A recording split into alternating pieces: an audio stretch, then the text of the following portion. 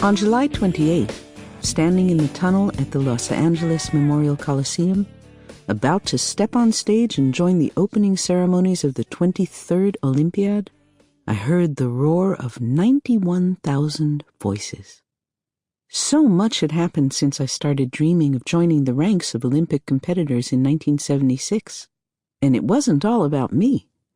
A mere 12 years since the passage of Title IX in the United States, female participation in athletic events was gathering steam worldwide.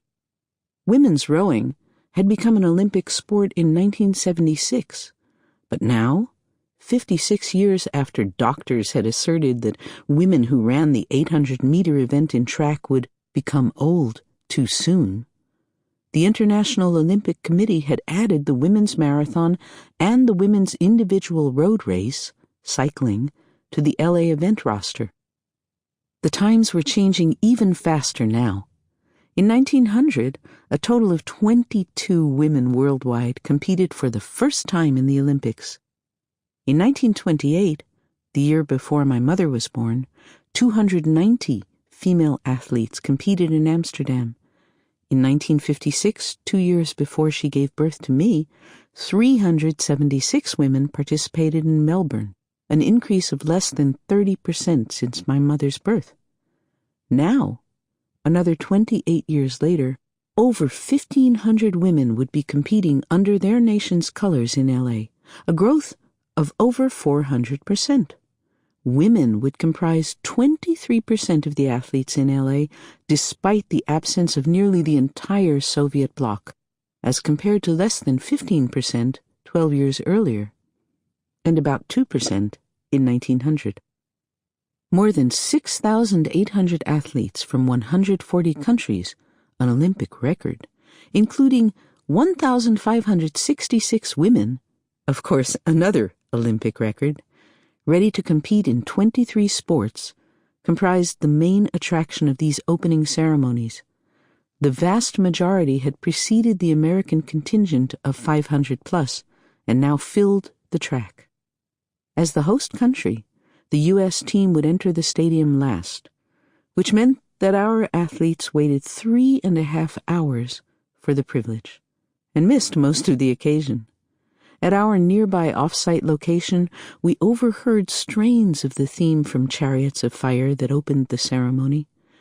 We were missing the biggest audience participation event ever attempted in Olympic history, when all attendees turned over the placards placed on their seats and held them over their heads at the same moment to produce a tableau weaving together the national flags of every country attending the games.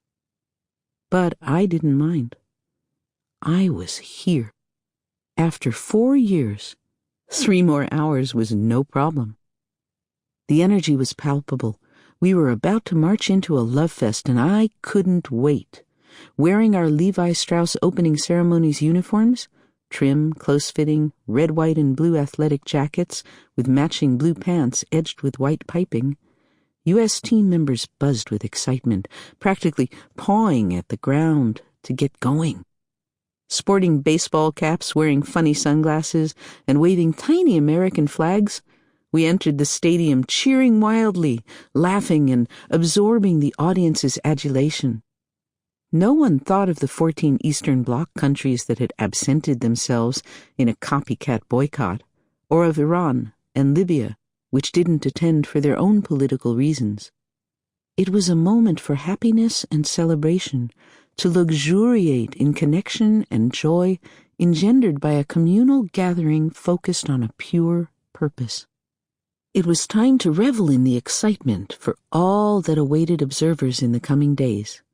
The inspiration and awe of witnessing otherwise ordinary people attempt extraordinary physical feats that would stretch them to their limits with grace, grit, and humility.